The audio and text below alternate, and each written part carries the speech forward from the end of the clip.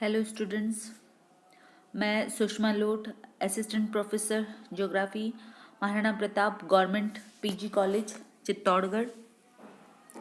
Political geography पर जो हमारी क्लासेस चल रही हैं उनमें हम काफ़ी महत्वपूर्ण बिंदुओं पर अब तक चर्चा कर चुके हैं।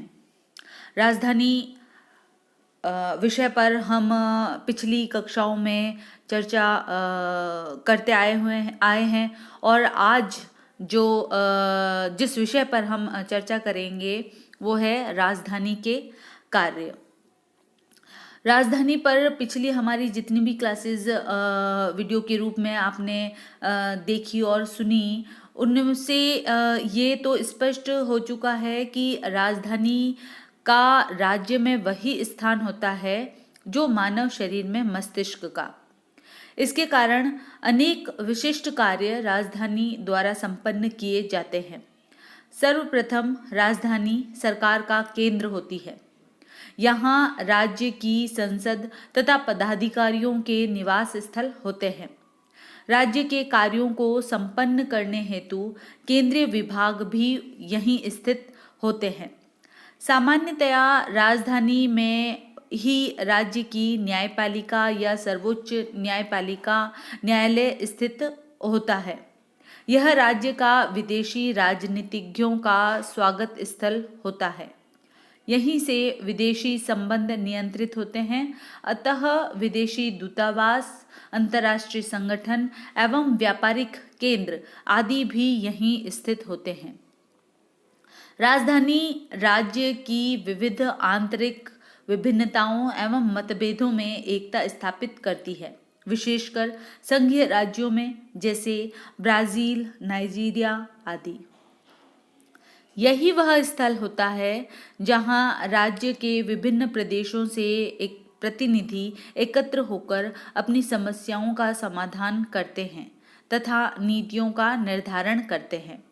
राजधानी राज्य के लिए शक्ति एवं संगठन का स्रोत होती है। एक ओर यह विविध प्रांतों में एकता स्थापित करती है, दूसरी ओर अनियमित विदेशी प्रभाव से रक्षा करती है। यह राष्ट्रीय एकता का प्रतीक होती है। इस प्रकार के अनेक उदाहरण मिलते हैं कि राष्ट्रीय दृष्टिकोण के कारण राजधानी बदली जाती है, जैसे टर्की की राजधानी अंकारा बनाना, मॉस्को को पुनः राजधानी बनाना, इज़राइल को अपनी राजधानी तेल अवीव, पाकिस्तान का कराची से इस्लामाबाद राजधानी स्थानांतरित करना आदि इसके उदाहरण हैं। अब अगर देखें, कुल मिलाकर हम कह सकते हैं कि राजधानी के जो कार्य हैं समय एवं परिस्थितियों के साथ परिवर्तित होते रहते हैं। जैसे लंदन रोमन विजय के पश्चात एक व्यापारिक केंद्र था। राजधानी लगभग 30 किलोमीटर दूर वेरुलामियन में स्थित थी। नॉर्मन लोगों ने इसको राजधानी बनाया।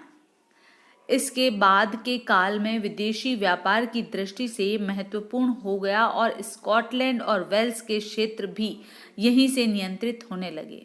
अर्थात पहले जो एक स्थानीय केंद्र था, क्षेत्रीय राजधानी बना और तत्पश्चात साम्राज्य का केंद्र बन गया।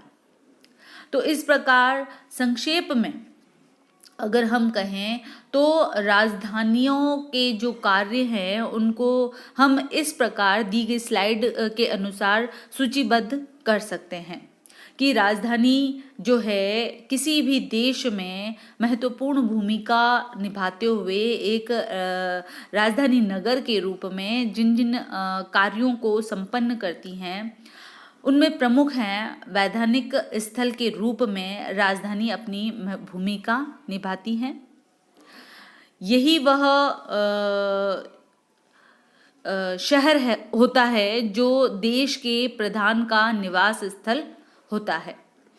साथ ही राजधानी दूतावासों का केंद्र और विदेशी राज्याध्यक्षों का स्वागत स्थल होती है। किसी भी देश की राजधानी उस देश की शक्ति और सामर्थ्य के प्रतीक के रूप में होती है। राजधानी देश की और राज्य की एकता और उसकी प्रगति का घोतक होती हैं। और अंत में हम कह सकते हैं कि किसी भी देश की जो राजधानी है वो अंतर्राष्ट्रीय संबंधों का परिचायक केंद्र होती हैं। तो इस प्रकार हमने राजनीति भूगोल के एक महत्वपूर्ण टॉपिक पर हमारी आज ये अंतिम क्लास है राजधानी टॉपिक पर। अगली क्लास में हम मूल स्थल यानी कि कोर एरियाज पर डिस्कशन शुरू करेंगे। तब तक के लिए धन्यवाद।